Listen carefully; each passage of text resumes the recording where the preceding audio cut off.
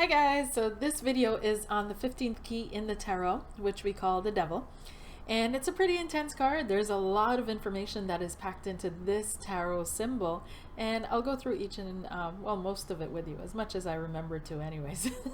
And I'll be showing you 5 cards or 5 different versions of this key of the tarot and going through all the different aspects that these 5 versions raise up to flow into information that you can allow to flow into your readings. Okay, so of course we'll start off with a Rider-Waite, and the Rider-Waite is probably the most well-known version of this devil card. I mean, most people when they think of the devil, they think of this version of the devil. And interestingly enough, with a Rider-Waite, we've got here Baphomet sitting on a black square and 2 male-female figures that are chained to that square. So in a nutshell, what this is saying is Adam and Eve after the fall, and Adam and Eve being chained to the cube of materialism. Of course, they're not looking to heaven anymore, right? So let's go through the symbolism and show where it points and leads to. Okay, so we've got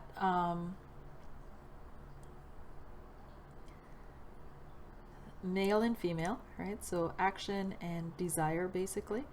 And we've got, they're both horned, so that's after the fall. And they are tied to this cube. They're chained to this cube. But as you can see, their chains are pretty loose. They could easily slide their heads through it and free themselves, but for some reason they're not. And these horns are showing a state of consciousness that they're in, which doesn't allow them to, remove the chains from around their necks. This cube represents materialism, so this square of Saturn basically, and a very strong square. And this Baphomet goat type figure represents evil, right? Or the evil intention or non-life bringing intentions that we hold when we're chained to the square of materialism. But I'll dive further into that. So Rider-Waite has a very negative imagery around these energies of the devil, around the material aspect of existence, and around being chained or tied to it. And it also shows here in the Lover's card, which this card is connected to, and it's also connected to the Hierophant. So I'll show you how. We see here, so when you look at the Devil card, of course you see the male and the female. And this is on the Devil card, like I said, after the fall. In the Lovers, you see them before the fall. And what's really interesting to note is that the feminine is looking towards the angel, and the male is looking towards the female. In the Devil card, both the male and the female are looking downwards. The female is looking more forward, and the male is looking downward. Neither of them are looking up towards the devil. So they know, this is knowing. They are in full knowledge and awareness of where they are in the Devil card. In the Lover's card, they're still looking upwards for help and assistance and guidance. So the female can also be seen as the receptive subconscious looking to the higher self in the Lover's card. And the male can be seen as the conscious mind that we have in this dimension, with which we use to make decisions, take actions, and move forward. So as the conscious mind looks to the subconscious looks to higher or the higher self, from which it receives direction, which it then passes on to the conscious mind. Here we have the subconscious looking forward. We have it looking down. It is not looking to higher, but it's also not looking to the devil. It's looking to itself for solutions and forecasting based on what it thinks it knows, what it needs to do. The conscious mind is not even looking to the subconscious mind anymore. It's just looking downward, feeling downcast, downtrodden, chained, tied, and unfree. Then we have the devil itself perverting the Hierophant. So the Hierophant are clear, pure teachings, represented as clear, pure teachings or knowledge that is being passed down or passed on. And these are perversions, so perversions of that knowledge. The devil represents the perversion of knowledge, higher knowledge. And how do we pervert higher knowledge? Well, it's misinterpretations, miscommunications, focusing on the self-obsession, delusion, like all those states of mind, of consciousness that disconnect you from your higher self and from the life-giving waters or life-giving information or life-giving light that is being passed down from the highest states of being to our divine expression here on this plane of being. Okay, so there we have the devil in a nutshell explained. What I also found interesting with the devil card is it's the only card besides several others that are completely black and void of color, void of light in the Rider-Waite. The other ones that are completely black and void of light are the Nine of Swords, which are very negative, no light. The Ten of Swords, no light is coming up at the bottom here, but still, the very top is still black. The Tower, and you can see that these are all depicting states of mind and being and experience that we experience as intensely negative. So the background is black. It's very limiting. Even the Five of Pentacles has some white, some hope that's dabbled in there. We know that it's not the end, right? And what's interesting though is the Three of Pentacles having a black background as well. Just some food for thought, but these are the only cards in the Rider-Waite that have a fully black background. Some food for thought for additional interpretation with the Three of Pentacles. Then the other version that I wanted to show you is this this version from the Tarot of Shadows. And the Tarot of Shadows is associating the card number 15, or the devil, with Asmodeus. And Asmodeus as well, the devil card is connected with Capricorn, okay? Capricorn is ruled by Saturn, so it's connected to Saturnian energies, right? And of course we see here the inverted pentacle and all the rest of it. So materialism over divinity, willpower, own willpower over the divine, so on and so forth.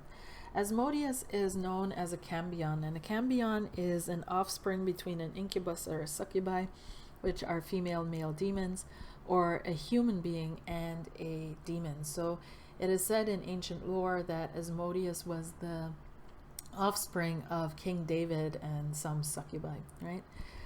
So Asmodeus is one of the is the king of the spirits of evil over the earth, it is said. And in the Kabbalah, he's one of ranking 5th, I believe, of several demons that have rank and file over the earth. And it is said that Asmodeus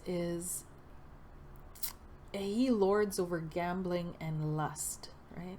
So there's this driving desire to have something and to risk it all to gain something that may not be in alignment with what is truly for you, right? So he governs over that kind of energy, that kind of mentality, and drives people forward that he connects with or that resonate with him or with his energies. So this is why he's depicted here. This is Asmodeus, by the way, this creature with the snake tail, indicating his perverted ways or his sexually promiscuous ways, his bull head, which indicates his pride, vanity, and just pushing forward in spite of all the obstacles, and one rooster leg. So it's also said that Asmodeus used to be like this horrible being that they depicted him as, but he's changed his image over the years. So now he seems to show up as a young man who's very attractive, but who walks with a limp. And you can, when you see that limp, you'll know that is Asmodeus, because that's his rooster leg, the one thing he couldn't hide, right?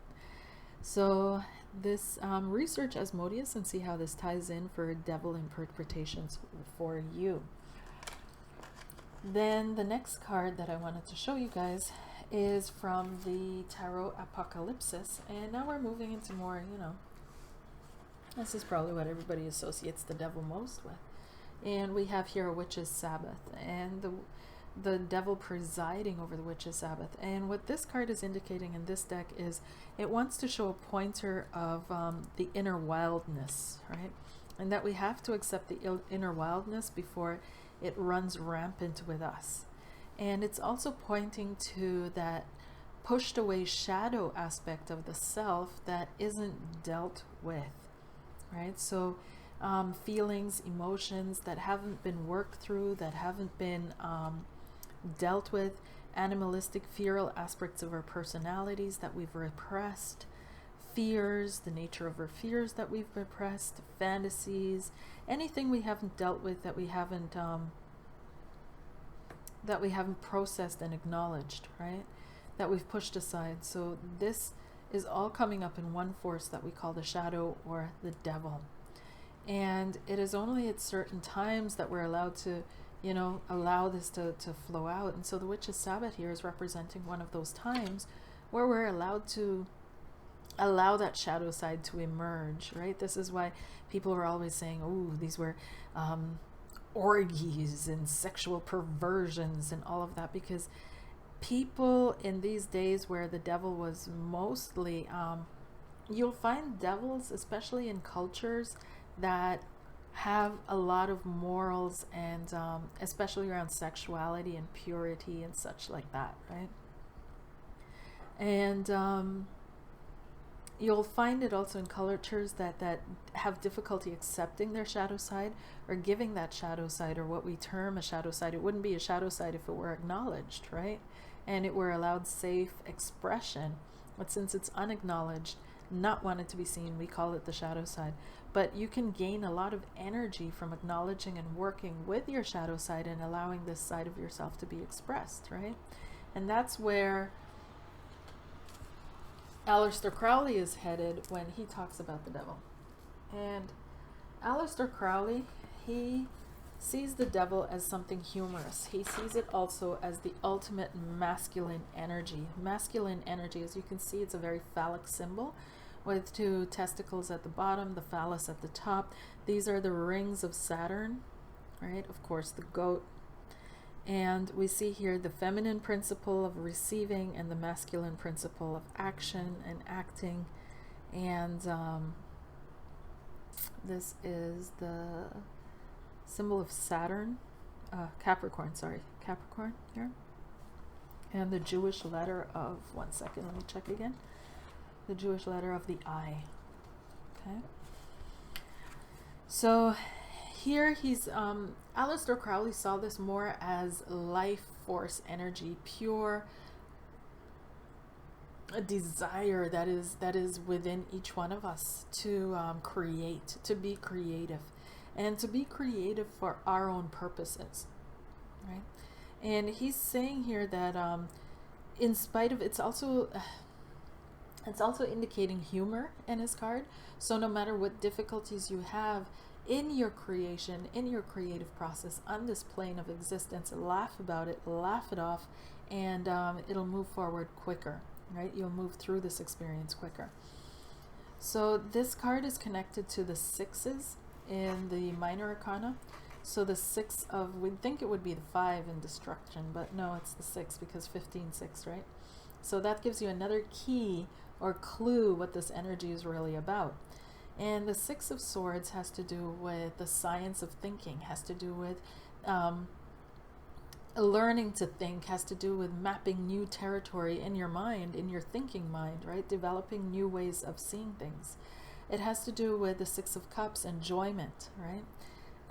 It has to do with 6 of Wands, winning, conquest. It has to do with the 6 of Pentacles, success. And so all these 6s coming together pour into the energy of the devil, which in this card, in Aleister Crowley's case, is indicating exuberance, life force energy, the desire to create, unlimited, unbroken, unhemmed, something shooting out of the Temperance card that is just the beauty of new birth, right? New life. And it's indicating how should I put this? This festiveness, this absolute uncontrolled joy that is just flowing out of the creative experience and being able to create yourself, right? So basically he's saying in the Temperance card, in card number 14, you realized what you can do for yourself and how creative you really are. and through alchemy. And here in the devil card, you're accepting your powers. You're feeling like, wow, this is me, I can do this.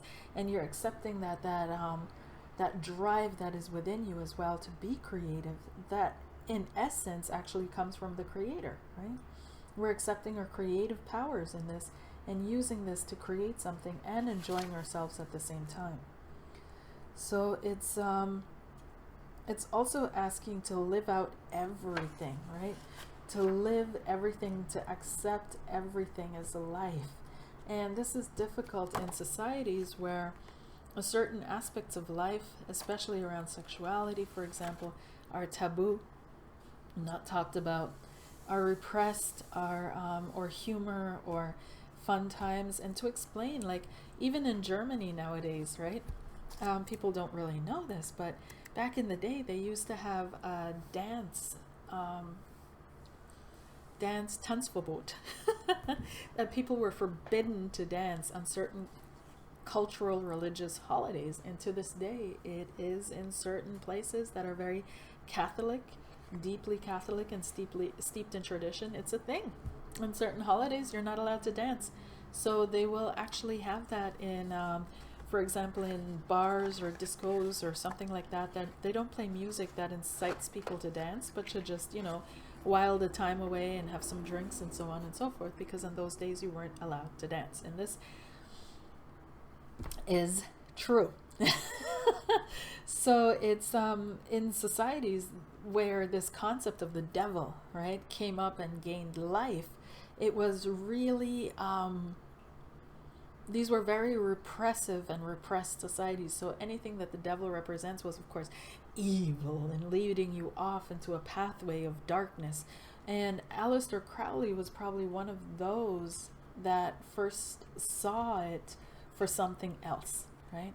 That was able to step outside of cultural conditioning and see it for something else. Not to defend everything this man did just because of one card, but he recognized the energy for something else. And yeah, so just something to think about when you're looking at the devil card, that this energy is of creative power that's being expressed with the 15-6, and actually seeking balance, because 6 is a number of balance, right? 6 is a number of harmony, of stabilizing things, you know, enjoyment, looking to the past as well. It's actually a pretty good energy. And so this is the energy of really feeling satisfied with yourself and who you are. And that can become, for some people, addictive, right? There's also that aspect that's looked at as addiction to this material plane of existence, right? Addiction to your own desires, in spite of whatever it is that higher wants from you. So this can be another test card before the tower and everything finally, once and for all, disintegrates, right? That is built up anything that keeps you disconnected from higher source. So this is about finding the balance between your own desires, of course, your own shadows, your repressed side, all of that, and the desire of higher, right? Recognizing, where am I continuing to push myself forward, my desires forward, what I want forward, in spite of what the divine wants from me. What else? Then the next card that I was going to show you, and the last one, is from the Wizard of Oz deck. And here he's got Capricorn, the symbol for Capricorn, all along the edges. And down here he's got a pretty interesting rune, which I'll talk a little bit about. And this one is called Thurisaz. Thurisaz is probably one of the most powerful runes in the entire Futhark, and it really does carry energy. If you work with it wisely, okay? It's one of those runes that's in rune magic. It's used to it's used for protection purposes, but also to attack. It's used to destroy enemies, right? And Thurisaz is connected to Thor, and Thor is the god of thunder, as we know. And Thurisaz, the rune itself, represents also the hammer of Thor. So this energy is it's bringing this rune into the devil. It's showing how powerful and potent life force energy is, right? And we don't understand, we take it for granted in a way, because creating a new life, this is tremendous energy to create that new life, and the sexuality that's being shown in this card, right? Sexual energy is tremendous energy. That's tremendous energy that we have access to, and used properly, used in the right way, accessed in the right way, it can catapult us into higher levels of consciousness, right? As is proven through Indian Tantra practices, right? So this rune is showing that these energies are really powerful, and that I believe for some reason, not to I mean, it's pretty obvious why, but the knowledge of the power, the knowledge of the power that we have through accessing this energy has been removed from us, right? And it's been removed from us through all these taboos and everything that has come around human sexuality. And through that, perversions have come up. Perversions have come up instead of clean, free flowing sex. And that doesn't mean, free love, even though definitely that was an aspect that needed to be experimented with by the hippies. But it shows that sexuality really has the power to do something, to move something, to shift something within us, but also within our communities. And it's a powerful bonding tool as well between couples, a powerful tool of showing love, expressing love, and there's just all around power in this. But in any case, the Thurisaz is a very warlike rune. It's a very sudden energy that comes in here, a pow, an explosion, which is also expressed in the Devil card, right? So it's interesting how this life force energy of our own selves that we derive from our own experiences, our own repressed shadow sides, our own darker sides, has been denied to us, right? And how has it been denied to us? We are not allowed to acknowledge these darker tribes that we have, right? If we could just bring it out into the open of, yes, I wanted revenge. Yes, I wanted this. Yes, I want to be successful. I want to be validated. I want to be acknowledged. Yes, this is what I'm going for. It would be out in the open, right? And all of a sudden it doesn't pervert itself, and it doesn't twist itself, because it can't, right? It doesn't twist itself into something more evil and demonic and really hurtful towards others, because it's out in the open. This is what I want, right? So you're not fooling yourself. Nobody's fooled about you. And there are no games, no shadow games being played. It's all out in the light. And this gives you a tremendous drive, because when you accept yourself and you accept who you are and what's driving you and why, right? And you dive into the experience of life, right? And this is what the Devil is saying. And this is, in a way, my thoughts are like running over. In a way, it is a warning, because in part our souls stumbled into this experience through the desire to live, to experience life, and we got trapped in it, we got addicted to it, we got caught up in it, right? And now we're fighting to unattach ourselves mentally, spiritually, from this life experience, from this dimensional plane. But on the other hand, this is the catch-22. If we're allowed to completely express that, then we have more chances of letting it go and saying, I've been there, done that. I don't really want that anymore. Which is why Buddha also said the only way out of the world is through the world and experiencing everything the world has to offer, right? Because that's the only way we're going to say, okay, I experienced that. It doesn't really do anything for me. I don't need to repeat this experience. And so as long as we keep anything within us repressed, we're almost doomed to repeat that experience, right? And this is what the Devil card also hints at. So it hints at being chained to something, being tied to something, being ruled by something other than your own higher divine self, being misled, being deceptive, being, hiding. everything that we do when we hide that repressed side of us. So the devil card is not evil, okay? It's not, there's nothing to be scared about.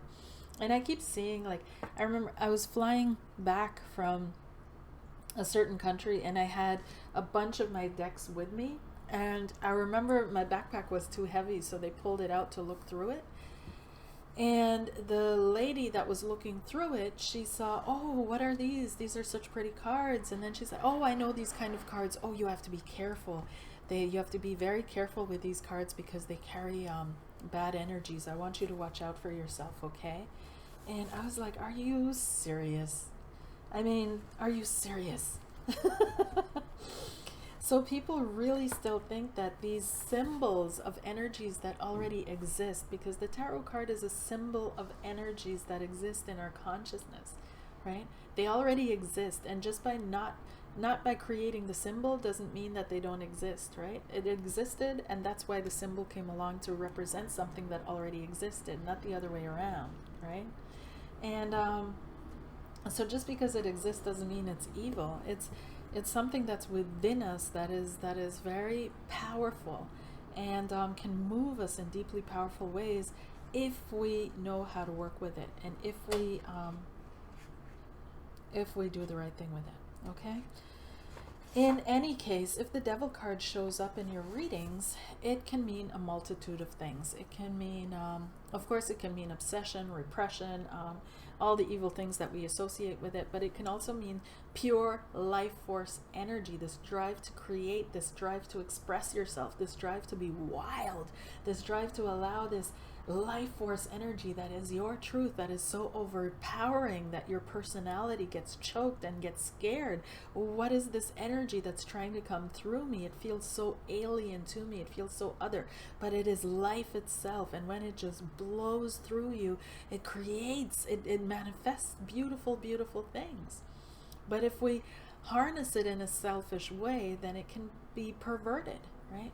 So yeah, if it shows up in your readings, that's what it could be as well. This life force energy that is just seeking to break free, shadow sides, repressions, things that need to come out, that need to unblock, right? Which is then shown in the Tower card, this removal of blocks and the sudden epiphany in your pattern and process of thinking, which allows for new creativity to flourish and blossom. Okay, so I hope that helped, and I hope you see the devil card a little less negative when you see it next in a spread. All right, take care. Oh, it can also represent lust, absolute lust, right? Absolute lust, lust, lust, lust, lust, lust, lust, and all its different, you know. And of course, that darker side of the self in connection to lust. All right. Okay, take care, you guys.